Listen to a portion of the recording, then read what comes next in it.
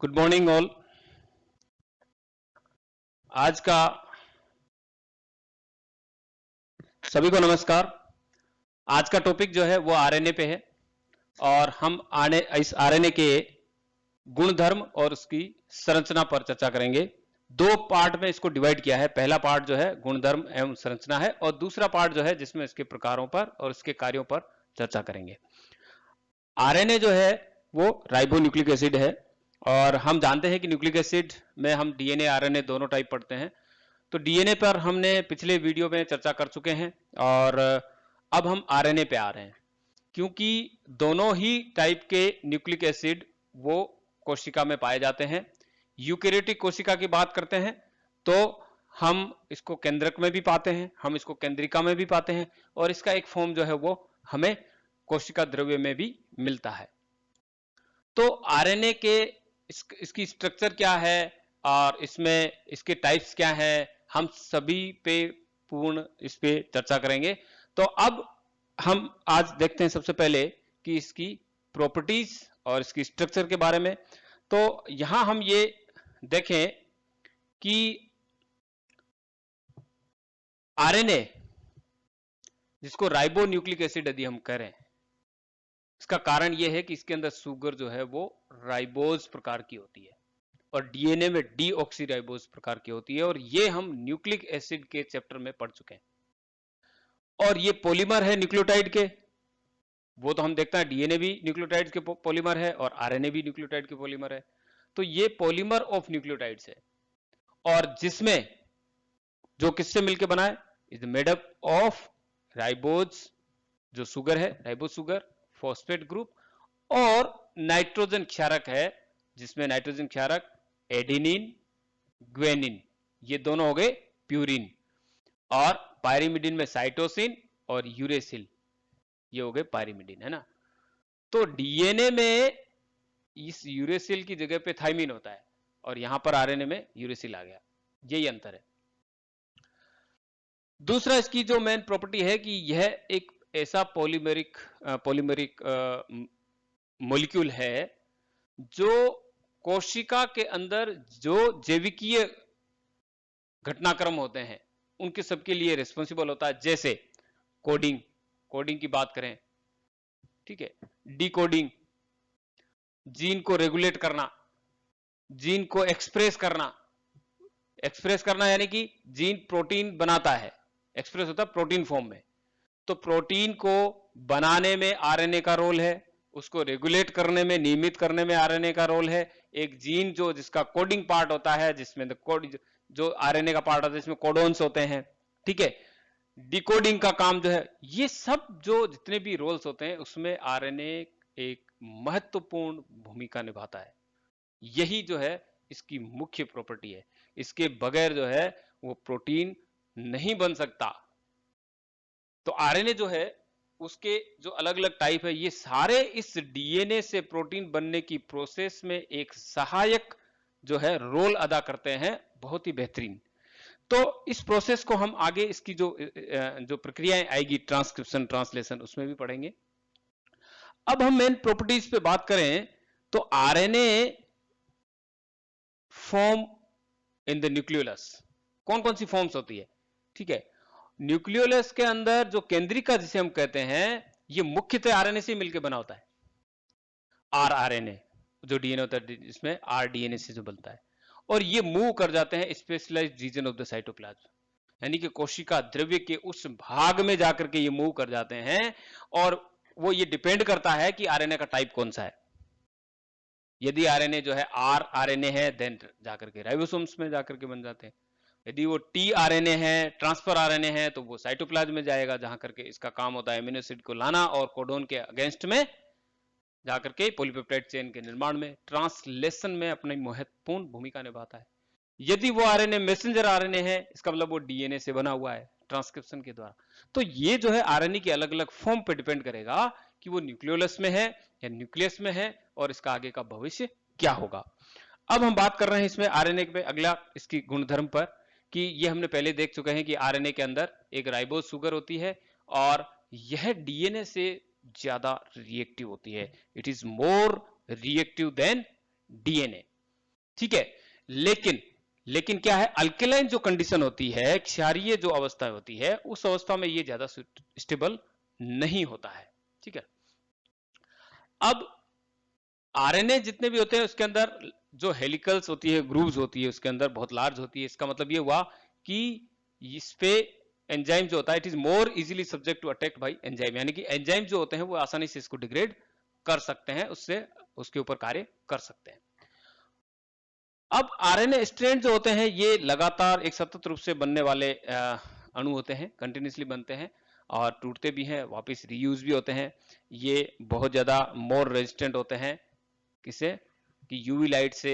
जब UV light जो होती है वो अल्ट्रावायलेट जो डीएनए को अफेक्ट करती है और डीएनए में म्यूटेशन कोज करती है, तो डीएनए की तुलना में ये ज्यादा प्रतिरोधी होते हैं। देन जो म्यूटेशन रेट जो होती है वो इसकी हाई होती है आरएनए की, और अनयूजुअल बेस पेयरिंग जो है वो भी इसमें पाई जाती है। आरएनए के अंदर देखा जाए नंबर ऑफ आरएनए अलग अलग सेल में अलग अलग होते हैं, वो भी डिपेंड करता है कि किसके अंदर कितना आरएनए की संख्या होती है। ठीक है, वो भी आरआरएनए, टीआरएनए, मैसेंजर आरएनए, ठीक है, नंबर ऑफ एक्टिव जीन्स कितने हैं उस पर डिपेंड करेगा। देन जो रीनेचुरेशन की जो दर होती है, ठीक है, वो भी इसकी मेल्टिंग के बाद में बहुत तेजी से होती है। नेक्स्ट आरएनए जो होता है वो ज्यादा वर्सेटाइल होता है डीएनए की तुलना में, ठीक है, और ऐसे मोर देन कई सारे परफॉर्म्स जो है वो टास्क परफॉर्म करता है, रोल इसके महत्वपूर्ण होते हैं अलग अलग दिशा में। ट्रांसलेशन के अंदर कोई एमिनो एसिड लाने का काम करता है, कोई जो होता है कोडोन को के रूप में एक्सप्रेस होता है, कोई जो होता है वो असेसरी एक मशीनरी के रूप में काम करता है जो प्रोटीन सिंथेसिस में काम आते हैं। तो ये सब जो है आरएनए के गुणधर्म होते हैं। अब हम बात कर रहे हैं इसकी स्ट्रक्चर पे, जो हम देखते हैं कि आरएनए डीएनए की तरह ही आरएनए जो होता है एक लॉन्ग पॉलीमर होता है जिसको न्यूक्लियोटाइड से मिलकर बना होता है, और यह एक अधिकतर जो है हम देखते हैं कि आरएनए एक सिंगल स्ट्रैंडेड हेलिक्स होता है। डीएनए में सामान्यतः ये देखते हैं हम कि double stranded DNA nucleic acid के रूप में पाया जाता है, लेकिन यहां हम आरएनए में देखते हैं तो ये एक सिंगल स्ट्रैंडेड आरएनए जो है वो यहां हमें इस डायग्राम में दिखाई दे रहा है। अब दूसरा ये है कि ये स्ट्रैंड जो होता है इसके अंदर 5 and with A phosphate group, और थर्ड एंड जो होता है विद ए हाइड्रोक्सिल ग्रुप होता है। जो तीसरा एंड होगा वहां पर OH ग्रुप होगा, 5 एंड होगा वहां पर एक फॉस्फेट अटैच होता है, और ये राइबोन्यूक्लियोटाइड से मिलकर के बना होता है। और राइबोन्यूक्लियोटाइड्स आर लिंक टुगेदर, आपस में जो जुड़े रहते हैं वो 3 to 5 फास्फोडाइएस्टर बॉन्डिंग के द्वारा आपस में जुड़े रहते हैं। तो यहाँ पे जो ये बैकबोन है, ये बैकबोन जो है ये इसकी फास्फोडाइएस्टर बॉन्ड से मिलकर बनी हुई है, और ये यहाँ पर आरएनए सिंगल स्ट्रैंडेड आरएनए है और 5 to 3 डायरेक्शन में। तो नाइट्रोजन बेसिस जो है वो हमने पहले देख चुके हैं। यहाँ पर नाइट्रोजन बेसिस कौन कौन से हैं? एडिनिन है, ठीक है, ग्वेनिन है, साइटोसिन है, ये तीनों ही जो है वो डीएनए में होते हैं, और यूरेसिल है जो कि डीएनए में थाइमिन होता है, यहाँ पर यूरेसिल है। तो ये जो है एक आरएनए की स्ट्रक्चर है। अब एक सिंगल स्ट्रैंडेड आरएनए जो होता है उससे इसकी सेकेंडरी स्ट्रक्चर कैसे बनती है, ठीक है, वो हमें देखना है कि अधिकतर जो आरएनए होते हैं यहां पर मोस्ट ऑफ दी जो आरएनए मॉलिक्यूल्स होते हैं वो सिंगल स्ट्रैंडेड होते हैं, ये हम पढ़ चुके हैं। लेकिन आरएनए मॉलिक्यूल के ऊपर कुछ ऐसे क्षेत्र होते हैं, ऐसे रीजन्स होते हैं जो एक दूसरे के पूरक होते हैं, यहां पर एक दूसरे के कॉम्प्लीमेंट्री बेस पेयरिंग होती है, ठीक है, और इस प्रकार वो आपस में जब बेस पेयरिंग कर देता है तो वो लूप का निर्माण करता है। जैसे यहां यदि हम देखें ये एक सिंगल स्ट्रैंड आरएनए है और 5 to 3 डायरेक्शन यदि हम इसकी देखते हैं। अब इस सिंगल स्ट्रैंड आरएनए पर कुछ रीजन ऐसा होता है जो एक दूसरे के कॉम्प्लीमेंट होता है, ये देखिए आप। तो यहां पर साइड इसमें ग्वेनिन है और सामने इसके यहाँ पे पेयरिंग हो रही है, ठीक है, ये बेस पेयरिंग अलग से हो रही है इनके साथ में। तो साइटोसिन, देन सामने ग्वेनिन, एडिनिन है, देन उसके सामने थाइमिन आना चाहिए, उसकी जगह पे ये यूरेसिल है, तो ये पेयरिंग हो रही है। ठीक है। और इसी प्रकार यहाँ पर यूरेसिल है, देन एडेनिन जुड़ रहा है, ग्वानिन है, देन साइटोसिन। तो ये पेयरिंग जो है, यानी कि एक सीक्वेंस जो है एक दूसरे का कॉम्प्लीमेंट, एक स्ट्रैंड पे जो सीक्वेंस है और दूसरे स्ट्रैंड पे उसी की कॉम्प्लीमेंट्री सीक्वेंस है, तो ये दोनों आपस में पेयरिंग कर लेते हैं। और पेयरिंग करने से क्या होता है, एक लूप का निर्माण हो जाता है। तो यहाँ पर डीएनए एक लूप के रूप में निकला हुआ है, ये वाला, इसे कहते हैं लूप। ये आरएनए लूप है, आरएनए लूप है जो कि खुद ही बनाता है। यही स्ट्रक्चर इसकी सेकेंडरी स्ट्रक्चर कहलाती है। तो आरएनए जिसमें डबल स्ट्रैंडेड रीजन भी पाए जाते हैं, कि जिसमें द्विहेलिक्स होते हैं। तो आरएनए जो है, राइबोसोमल आरएनए और ट्रांसफर आरएनए, ठीक है, उनमें इस प्रकार की स्ट्रक्चर की संरचना जो है वो पाई जाती है। ठीक है, मैसेंजर आरएनए के अंदर कुछ ही होते हैं जिसमें होती है, बाकी जनरली ऐसा होता नहीं है। तो मुख्य रूप से आरआरएनए और टीआरएनए में ये संरचना होती है। तो ये जो टॉपिक है ये आज का, जिसपे हमने आरएनए की उसकी प्रॉपर्टी और उस आरएनए की स्ट्रक्चर पे चर्चा की है। और अब चूंकि आरएनए की जो स्ट्रक्चर है, जिसमें हम मैसेंजर आरएनए, जिसमें राइबोसोमल और ट्रांसफर आरएनए, स्पेसिफिक जो है मैसेंजर आरएनए और ट्रांसफर आरएनए पे क्वेश्चन पूछे जाते हैं, उनकी संरचना में पूछा जाता है।